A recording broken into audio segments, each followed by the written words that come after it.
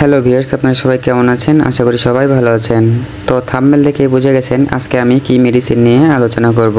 আজকে আমি আলোচনা করব ইউরোবেরি সিরাপ নিয়ে। তো ভিউয়ার্স, যে কোনো মেডিসিন সেবন বা ব্যবহার করার আগে অবশ্যই একজন রেজিস্টার্ড চিকিৎসকের পরামর্শ নেবেন। তো ভিউয়ার্স, এখন আমরা আলোচনা করব ইউরোবেরি সিরাপ নিয়ে। এটি বাংলাদেশের সুনামধন্য কোম্পানি স্কয়ার ফার্মাসিউটিক্যাল লিমিটেড বাজারে নিয়ে এসেছে। আজকে আমরা আলোচনা করব ইউরোবেরি সিরাপের নির্দেশনা, সেবনবিধি, পার্শ্ব প্রতিক্রিয়া, প্রতিনির্দেশনা, অন্য ওষুধের সাথে ক্রিয়া, গর্ভাবস্থায় ও স্তন্যদানকালে ব্যবহার সম্পর্কে আলোচনা করব। আমার এই ভিডিওটি যদি ইউটিউব চ্যানেল থেকে দেখে থাকেন অবশ্যই চ্যানেলটি সাবস্ক্রাইব করে পাশেই থাকবেন। আর আমার ফেসবুক পেজ থেকে যারা ভিডিওটি দেখছেন অবশ্যই পেজটি ফলো দিয়ে সাথেই থাকবেন। তো ভিউয়ার্স, এখন আমরা আলোচনা করব নির্দেশনা সম্পর্কে।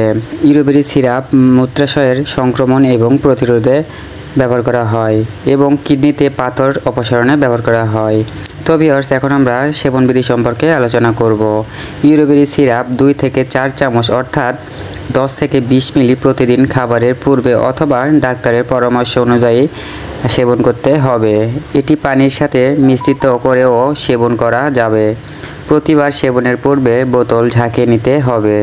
তো ভিউয়ার্স, এখন আমরা আলোচনা করব পার্শ্ব প্রতিক্রিয়া সম্পর্কে। নির্দেশিত মাত্রায় ক্যানবেরি অর্থাৎ ইউরোবেরি সিরাপের শরীরের জন্য সহনশীল। মাত্রাতিরিক্ত সেবনে কদাচিৎ ডায়রিয়া এবং পাকস্থলীর অস্বস্তি পরিলক্ষিত হতে পারে। এখন ভিউয়ার্স, প্রতিনির্দেশনা সম্পর্কে আলোচনা করব। যে সকল রোগীদের রেনাল ইনসাফিসিয়েন্সি আছে এবং যাদের ইউরিক অ্যাসিডের পরিমাণ বেড়ে যাওয়া বা ক্যালসিয়াম অক্সালেট পাথর সৃষ্টি হবার সম্ভাবনা আছে তাদের ক্ষেত্রে প্রতিনির্দেশিত। তো ভিউয়ার্স, এখন আমরা আলোচনা করব অন্য ওষুধের সাথে ক্রিয়া। অ্যান্টিবায়োটিক অথবা অন্য কোনো ওষুধের সাথে কোনো প্রতিক্রিয়া নেই। যে সকল রোগী আলসার এর চিকিৎসায় প্রোটন পাম্প ইনহিবিটর সেবন করে তাদের ক্ষেত্রে ক্র্যানবেরি অর্থাৎ ইউরোবেরি সিরাপ ভিটামিন B12 এর শোষণ বৃদ্ধি করে।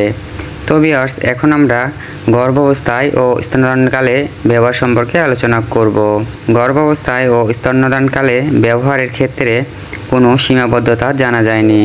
তো ভিউয়ার্স, এখন আমরা সংরক্ষণ সম্পর্কে আলোচনা করব। আলো এবং আর্দ্রতা থেকে দূরে 25 ডিগ্রি সেলসিয়াস তাপমাত্রার নিচে সংরক্ষণ করতে হবে। সকল ওষুধ শিশুদের নাগালের বাইরে রাখতে হবে। আর যে কোনো মেডিসিন সেবন বা ব্যবহার করার আগে অবশ্যই এক্সপায়ারি ডেট দেখে সেবন বা ব্যবহার করতে হবে। তো ভিউয়ার্স, যে কোনো মেডিসিন সেবন বা ব্যবহার করার আগে অবশ্যই একজন রেজিস্টার্ড চিকিৎসকের পরামর্শ নেবেন।